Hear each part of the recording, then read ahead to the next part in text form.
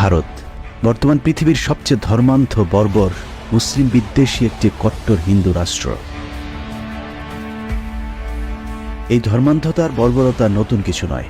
ভারত নামক রাষ্ট্রটির জন্মের আগে থেকেই অন্য ধর্মের মানুষের উপর শুরু হয়েছিল অবর্ণনীয় নির্যাতন।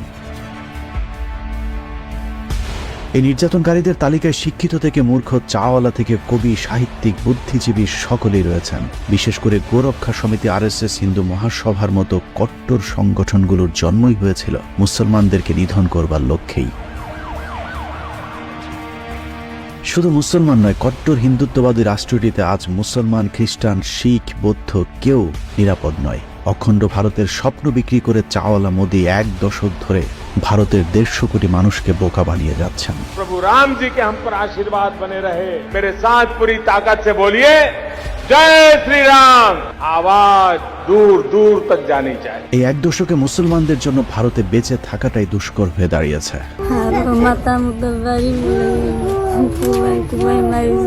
একটা মেয়ে আসতেছে বাড়ির দিকে, মেয়েটার হাতে পিটন দিচ্ছে, দিয়ে হাতটা ভাঙিয়ে ফেলেছে। এই দূর হয়ে যাতে আঙ্গরও পুলিশ আক্রমণ করলো। हमें बंगाल को तुष्टीकरण की भेंट नहीं चढ़ने देनी है। মুসলমানরা ভারতে থাকতে পারে যদি তার ধর্ম পাল্টায়। ভারতের বিজেপি সরকার যা করছে তা তো চোখের সামনেই ঘটছে, কিন্তু কট্টর হিন্দুত্ববাদী এই সংগঠনের শুরুটা কিভাবে হয়েছিল?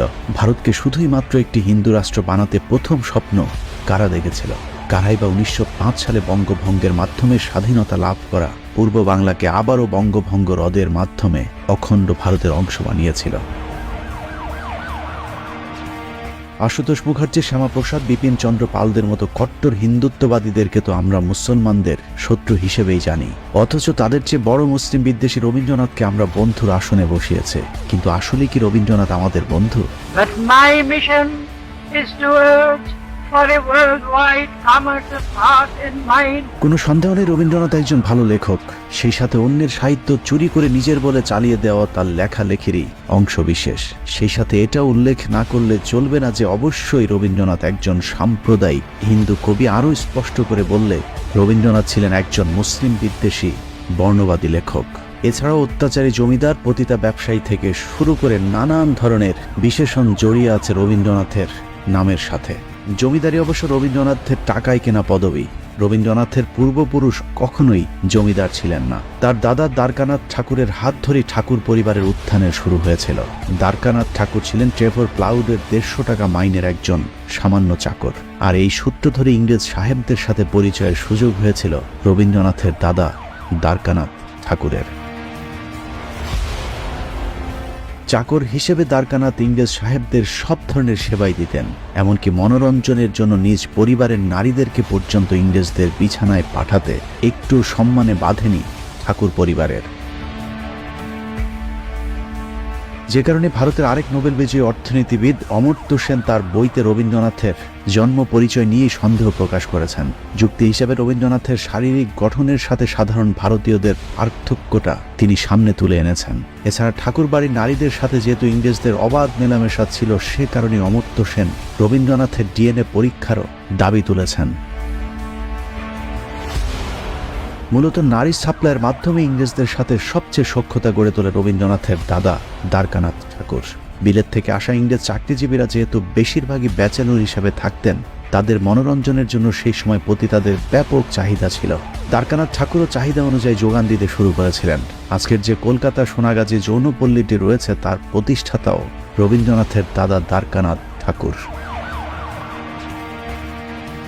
2012 সালের আনন্দবাজার পত্রিকার একটি নিবন্ধ ছাপা হয়েছিল, যেখানে কলকাতায় দ্বারকানাথ ঠাকুরের এরকম কমপক্ষে 43টি যৌনপল্লী থাকার বিষয়টি উল্লেখ করা হয়েছে, যে ব্যবসা রবীন্দ্রনাথের জীবদ্দশা পর্যন্ত চলমান ছিল।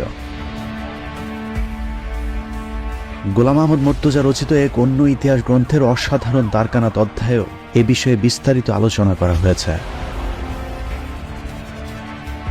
আনন্দবাজার পত্রিকার বাংলা 1406 28 কার্তিক সংখ্যায় লেখা হয়েছে, তবে চুরি করে সাহিত্য রচনা করলেও রবীন্দ্রনাথের পতিতা সাহিত্যের উপর মারাত্মক দক্ষতা ছিল।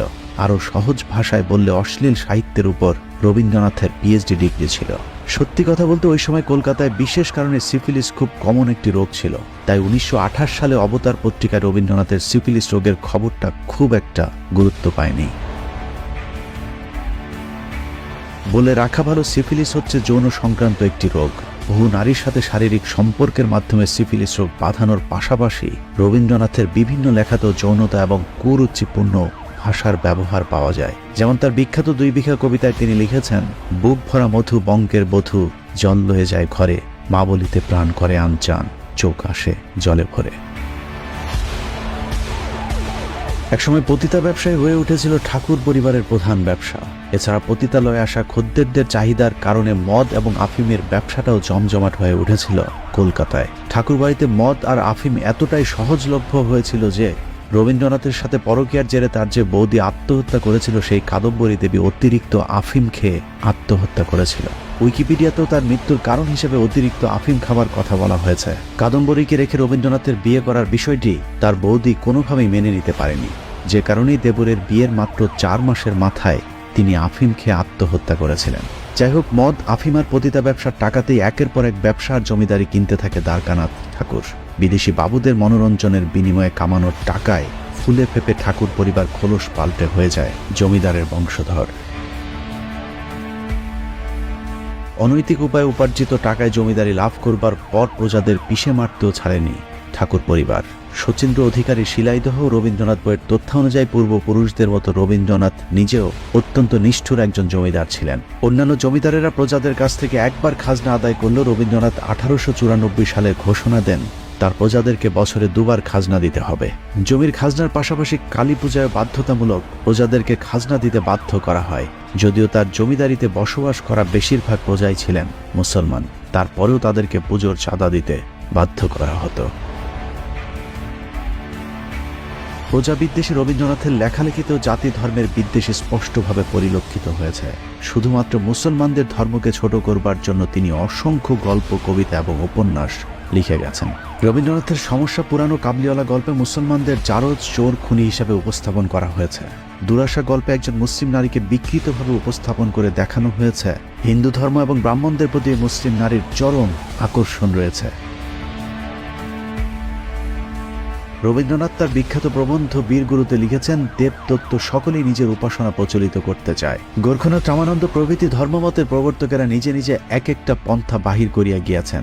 ঈশ্বরের কাছে প্রার্থনা করিবার সময় মোহাম্মদ নিজেও নাম উচ্চারণ করিতে আদেশ করিয়া গেছেন। এভাবেই তিনি মুসলমানদের কালেমা নিয়েও কটাক্ষ করেছেন। মুসলিম বিদ্বেষ সরাতে গিয়ে তিনি লিখেছেন, জবনদের মুখে আল্লাহু আকবার ধ্বনি আসছে, আর অন্যদিকে আর্য যোদ্ধারা হিন্দুস্তান রক্ষা করতে তাদের বিরুদ্ধে যুদ্ধ করছে। জবন শব্দের অর্থ হল বর্বর, অর্থাৎ মুসলমানেরা বর্বর আর ছাই ভস্যমাখা গোমূত্র খাওয়া বাহিনী। হিন্দুরাই হলো ভারতের আর্য জাতি। প্রায়শ্চিত্ত নাটকের একটি উক্তিতে বলা হয়েছে, খুন করাটা যেখানে ধর্ম সেখানে না করাটাই পাপ। যে মুসলমান আমাদের ধর্ম নষ্ট করেছে তাদের যারা মিত্র তাদের বিনাশ না করাই অধর্ম।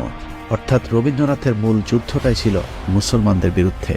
শাহবাগীদের পছন্দের অসাম্প্রদায়িক কবি রবীন্দ্রনাথ লিখেছেন, বেদ ব্রাহ্মণ রাজা ছাড়া আর কিছু নাই ভবে পুজো করিবার। অর্থাৎ পৃথিবীতে একমাত্র ধর্ম হল ব্রাহ্ম ধর্ম। এই হচ্ছে রবীন্দ্রনাথের অসাম্প্রদায়িকতার নমুনা। বঙ্কিমচন্দ্র এবং রবীন্দ্রনাথের বিরুদ্ধে তাদের সমকালীন লেখকরাও সাম্প্রদায়িকতার অভিযোগ তুলেছিলেন। অভিযোগের প্রেক্ষিতে রবীন্দ্রনাথ বলেছিলেন, মুসলমান বিদ্বেষ বলিয়া আমরা আমাদের জাতীয় সাহিত্য বিসর্জন দিতে পারি না। মুসলমানদের উচিত নিজেদের জাতীয় সাহিত্য নিজেদেরই সৃষ্টি করা। কবরী মুসলিম বিদ্বেষের আরও একটি নমুনা। মরহুম মোতাহার হোসেন চৌধুরী শান্তিনিকেতনে রবীন্দ্রনাথ ঠাকুরকে একবার জিজ্ঞেস করেছিলেন, আপনার লেখা ইসলাম এবং বিশ্বনবী সম্পর্কে কোনো রচনা নেই কেন?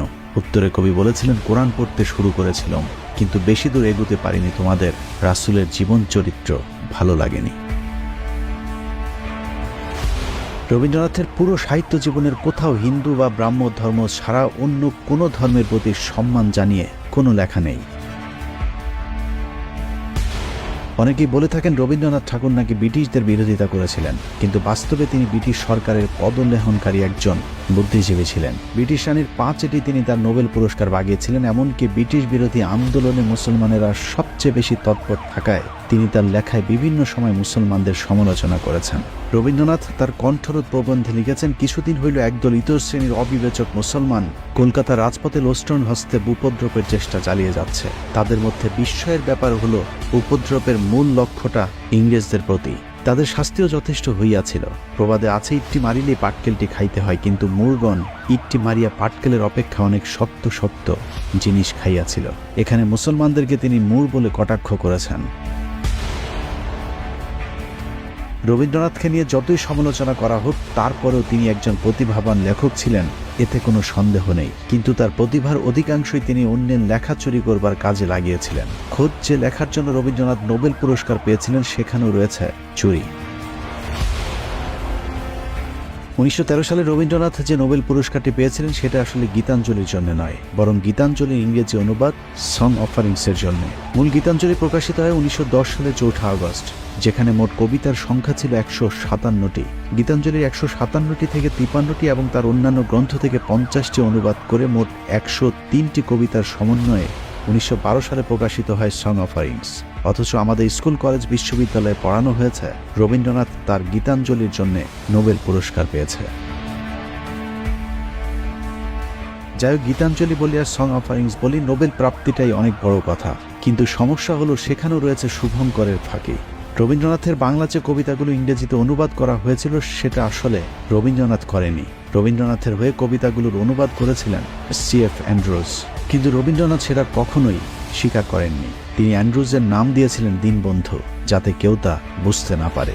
সেটাও সমস্যা হতো না, কিন্তু অনুবাদের পর দেখা যায় রবীন্দ্রনাথের এসব লেখার মধ্যেও রয়েছে মহাচুরি। বাইবেল সহ খ্রিস্টানদের ধর্মীয় গবেষকদের অনেক লেখা কপি পেস্ট করে নিজের কোলে চালিয়ে দিয়েছেন বিশ্ব কপিবাজ কবি রবীন্দ্রনাথ ঠাকুর। গীতাঞ্জলির কথিত ইংরেজি অনুবাদ সং অফারিংসের ভূমিকা টানতে গিয়ে ইংলিশ কবি ইয়েটস বলেছিলেন, a tradition where poetry and religion are the same thing has passed through the centuries, gathering from learned and unlearned metaphor and emotion, and carried back again to the multitude the thought of the scholar and the noble. গীতাঞ্জলির ইংরেজি অনুবাদের 26 নম্বর কবিতা এবং বাইবেলের song of সলোমনের 2টি শ্লোকের সাথে হুবহু মিল রয়েছে। এছাড়া সেন্ট ফ্রান্সিসের রচিত খ্রিস্টান ধর্মীয় গান ক্যান্টিকেল এবং ইংরেজি গীতাঞ্জলির 86 নম্বর কবিতার অনুরূপ। রবীন্দ্রনাথের বিখ্যাত উর্বশী কবিতাটাও নকল। সেটার নিচের লাইনগুলো পুরোপুরি কপি পেস্ট করে নিজের কোলে চালিয়ে দিয়েছেন রবীন্দ্রনাথ ঠাকুর।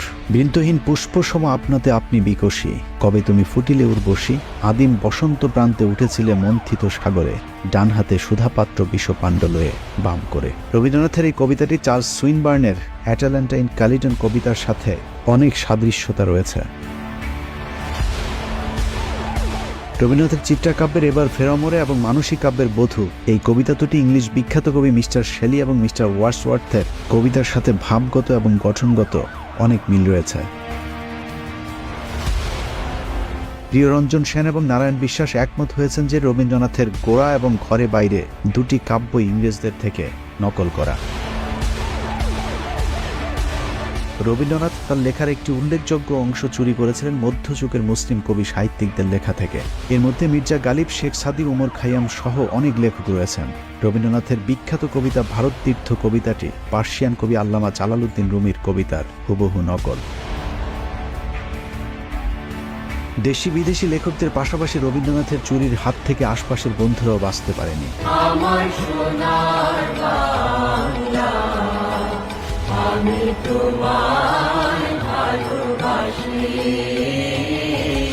বাংলাদেশের জাতীয় সঙ্গীত আমার সোনার বাংলা গানের সুর রবীন্দ্রনাথ চুরি করেছিলেন তার বন্ধু গগন হরকরার আমি কোথায় পাবো তারে গান থেকে। আমি কোথায় পাবো তারে, আমার মনের মানুষ যে রে। গগন হরকরার আসল নাম ছিল গগন চন্দ্র দাস। পেশায় একজন ডাক বাহক হলেও তিনি একই সাথে গীতিকার, সুরকার এবং লোকসঙ্গীত শিল্পীও ছিলেন। শিলাইদহে রবীন্দ্রনাথের সাথে একসাথে সঙ্গীত চর্চা করতেন গগন হরকরা। অথচ তার কাছ থেকে রবীন্দ্রনাথ যে তোমায় ছাড়ে ছাড়ুক ও আমার সোনার বাংলা গান দুটির সুর চুরি করেন। যে তোমায় ছাড়ে ছাড়ুক আমি তোমায় ছাড়বো না মা। গগন হরকরার সুর করা আসল গান দুটি হলো মন অসার মায়ায় ভুলে রবে এবং আমি কোথায় পাবো তারে।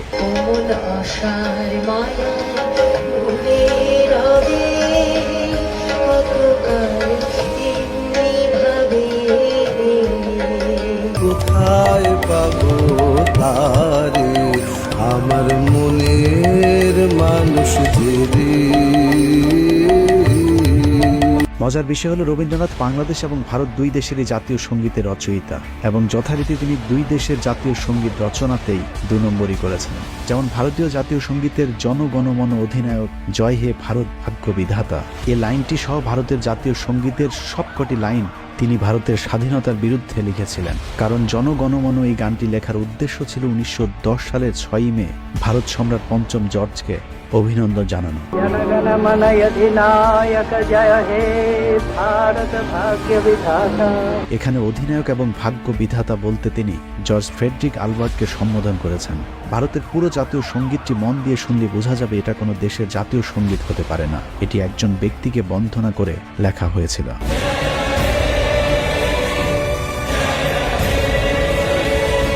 জাতীয় সঙ্গীতের মাঝের অংশে রবীন্দ্রনাথ লিখেছেন, অহরহ তব আহ্বান প্রচারিত, শুনি তব উদারবাণী হিন্দু বৌদ্ধ শিখ জৈন পার্শ্বিক মুসলমান খ্রিস্টানি, পূর্ব পশ্চিম আসে তব সিংহাসন পাশে। হিন্দু মুসলমান খ্রিস্টান সবাইকে পঞ্চম জর্জের সিংহাসনের পাশে দাঁড় করিয়ে রবীন্দ্রনাথ তার ফায়দাটা ঠিকই লুপে নিয়ে মূলত এই গানে পঞ্চম জর্জকে ভারতের ভাগ্য বিধাতা উপাধি দেওয়ার মাধ্যমেই 3 বছরের মাথায় রবীন্দ্রনাথ প্রথম নন ইউরোপিয়ান হিসেবে নোবেল পুরস্কারে ভূষিত হন।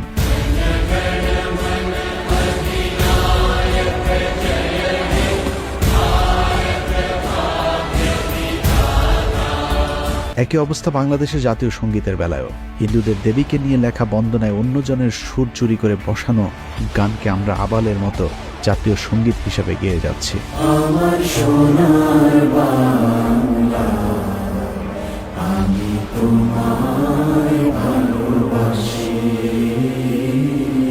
তার এইসব নকলবাজি আর চুরি যেন কেউ বুঝতে না পারে সেজন্য তিনি মানুষকে শিক্ষা অর্জনে নানা প্রতিবন্ধকতা সৃষ্টি করে রাখতেন। অব্রাহ্মণ বিশেষ করে পূর্ব বাংলার মুসলমানদের প্রতি রবীন্দ্রনাথ আজন্ম এক চোখা ছিলেন। মুসলমানরা যদি লেখাপড়া শেখে তাহলে কায়েদবনের মর্যাদা থাকে না। ঢাকা বিশ্ববিদ্যালয়ের প্রতিষ্ঠায় যেসব উচ্চবর্ণের হিন্দুরা বিরোধিতা করেছিলেন তাদের মধ্যে অন্যতম রবীন্দ্রনাথ ঠাকুর। অন্যদের মাঝে কলকাতা বিশ্ববিদ্যালয়ের ভাইস চ্যান্সেলর আশুতোষ মুখার্জি, তার পুত্র শ্যামাপ্রসাদ মুখার্জি, বিপিন চন্দ্র পাল, সুরেন্দ্রনাথ ব্যানার্জি, পেয়ারী মোহন মুখোপাধ্যায়, সুরেন্দ্রনাথ সমাজপতি এবং অম্বিকাচরণ মজুমদার, এরা সকলেই ছিল দুই বাংলার তথা ভারতের তৎকালীন সময়ের শীর্ষস্থানীয় বুদ্ধিজীবী এবং রবীন্দ্রনাথের অত্যন্ত ঘনিষ্ঠজন। সেই সাথে এরাই বিজেপির মাদার সংগঠন হিন্দু মহাসভার প্রতিষ্ঠাতা কিংবা কট্টর সমর্থক, যে কারণে মোদী সরকার এখন রবীন্দ্রনাথের ইমেজ রক্ষায় মাঠে নেমেছে। তাদের ইশারাতে বাংলাদেশি কম পয়সার অনেক বুদ্ধিজীবী ইদানিং রবীন্দ্রনাথকে বাংলাদেশ প্রেমী বানানোর নানান চেষ্টা করে যাচ্ছে। আমরা অনেক তথ্য পেয়েছি যে তথ্যের মধ্যে রবীন্দ্রনাথ এবং ঢাকা বিশ্ববিদ্যালয়ের বন্ধন অনেক সুদৃঢ় হয়েছিল। তাদের দাবি রবীন্দ্রনাথ নাকি ঢাকা বিশ্ববিদ্যালয় প্রতিষ্ঠায় কোনো বিরোধিতাই করেননি, অথচ তার সমসাময়িক সময়ের বুদ্ধিজীবীরাই রবীন্দ্রনাথকে ঢাকা বিশ্ববিদ্যালয় প্রতিষ্ঠার কট্টর বিরোধী হিসাবে অভিযুক্ত করেছেন। ডক্টর নীরোদপরণ হাজরা লিখেছেন, 1912 খ্রিস্টাব্দের 28শে মার্চ কলকাতার গড়ের মাঠে এক বিরাট সমাবেশ করা হয়। তখন কবির বয়স ছিল 51 বছর। ঠিক তার 2 দিন পূর্বে আরেকটি গুরুত্বপূর্ণ মিটিং হয়েছিল। সেখানেই চূড়ান্ত সিদ্ধান্ত নেওয়া হয়েছিল যে ঢাকায় ইউনিভার্সিটি হতে দেওয়া যাবে না। ওই গুরুত্বপূর্ণ সভায় সব হিন্দু নেতারা উপস্থিত ছিল। নতুন রাজ্য পুনর্গঠনে ঢাকা বিশ্ববিদ্যালয়ের প্রয়োজন কিনা বা শিক্ষা বিষয়ে করণীয় কি আলোচনার জন্য একটি জনপ্রতিনিধিদের নিয়ে কলকাতার টাউন হলে ওই সভাটি হয়েছিল, যার সভাপতিত্ব করেছিলেন রবীন্দ্রনাথ ঠাকুর। একই অভিযোগ করেছেন নীরদ চন্দ্র চৌধুরী। তিনি লিখেছেন, 1912 সালের 28শে মার্চ কলকাতার গড়ের মাঠে ঢাকা বিশ্ববিদ্যালয়ের প্রতিষ্ঠার বিরুদ্ধে হিন্দুরা যে প্রতিবাদ সভা করেছিল সেখানে স্বয়ং রবীন্দ্রনাথ ঠাকুর নিজে সভাপতিত্ব করেছিল। ডক্টর রমেশ চন্দ্র মজুমদার লিখেছেন, কলকাতা বিশ্ববিদ্যালয়ের ভিসি আশুতোষ মুখার্জির নেতৃত্বে ভাইসরয় লর্ড হার্ডিঞ্জকে 18 বার স্মারকলিপি দিয়ে চাপ সৃষ্টি করা হয়েছিল যেন ঢাকা বিশ্ববিদ্যালয় প্রতিষ্ঠা করা না হয়। বিদ্রুপ করে হিন্দু নেতারা ঢাকা বিশ্ববিদ্যালয়কে বলতেন মক্কা বিশ্ববিদ্যালয়। ভারতের আরেক ইতিহাসবিদ শ্রী সুকীর্তি রঞ্জন বিশ্বাস রবীন্দ্রনাথকে ঢাকা বিশ্ববিদ্যালয়ের ঘোর বিরোধী হিসেবে উল্লেখ করেছেন। গড়ের মাঠে সেই মিটিং এর থেকে অনেক বড় ডায়াস হলো, তার সভাপতি হলেন বিশ্বকবি রবীন্দ্রনাথ ঠাকুর। সেখানে প্রস্তাব পাশ হচ্ছে ঢাকাতে যেন বিশ্ববিদ্যালয় ইংরেজ গভর্নমেন্ট না করে 18 বার স্মারকলিপি দিয়েছিল যাতে ঢাকাতে ইউনিভার্সিটি না হয়। অথচ সেই রবীন্দ্রনাথকেই এখন বাংলাদেশিদের কাছে প্রিয় পাত্র হিসেবে উপস্থাপন করবার চেষ্টা করা হচ্ছে। তার লেখা গল্প প্রবন্ধ আমাদের সেই বিশ্ববিদ্যালয়ে পড়ানো হচ্ছে যিনি আজীবন সেই বিশ্ববিদ্যালয়টি প্রতিষ্ঠার বিরোধিতা করে গিয়েছিলেন। ক্ষণিকের গান গাড়ে আজি প্রাণ, ক্ষণিক দিনের আলোকে। অন্যদিকে 1921 সালে ঢাকা বিশ্ববিদ্যালয় প্রতিষ্ঠিত হয়, অথচ তারও 6 বছর আগে 1915 সালে মৃত্যুর আগেই যিনি ঢাকা বিশ্ববিদ্যালয়ের জন্য কয়েকশো বিঘা জমি দান করে গিয়েছিলেন সেই নবাব স্যার সলিমুল্লাহকে আমরা ভুলেই যেতে বসেছি। শুধু স্যার সলিমুল্লাহ নয়, ধনবাড়ির নবাব সৈয়দ নওয়াব আলী চৌধুরী, শেরেবাংলাকে Fazlul Huq, viceroy Lord Hardinge, Lord Lytton সহ যারা ঢাকা বিশ্ববিদ্যালয় প্রতিষ্ঠায় অবদান রেখেছেন তাদেরকে ন্যূনতম মূল্যায়নও করা হচ্ছে না। অথচ রবীন্দ্রনাথের জন্মদিনের 1 মাস আগ থেকে পর পর্যন্ত বাংলাদেশের গণমাধ্যমে শোকের মাতম চলতে থাকে। সারা বছর আমরা এই দিনটির জন্য অপেক্ষা করি যে কবে 25শে বৈশাখ আসবে। বিশ্বকবি রবীন্দ্রনাথ ঠাকুর তিনি সারা বিশ্বের নিপীড়িত মানুষের অর্থনৈতিক সামাজিক উন্নয়নের কথা ভেবেছিলেন। এত কিছুর পরেও শাহবাগী বুদ্ধিজীবীরা রবীন্দ্রনাথকে অসাম্প্রদায়িক, ব্রিটিশ বিরোধী, সাম্যবাদী আরো নানা বিশেষণে প্রতিষ্ঠার চেষ্টা করেই যাবে। ভারতীয় এসব দালালদের জন্য তাদের কবিগুরুর লেখা 2টি লাইন পড়ে আজকের অনুষ্ঠান শেষ করব। পূর্ব বাংলার 7 কোটি বাঙালিকে উদ্দেশ্য করে রবীন্দ্রনাথ লিখেছিলেন, 7 কোটি সন্তানের হে মুগ্ধ জননী, ডেকেছ বাঙালি করে মানুষ করণী। আল্লাহ হাফেজ।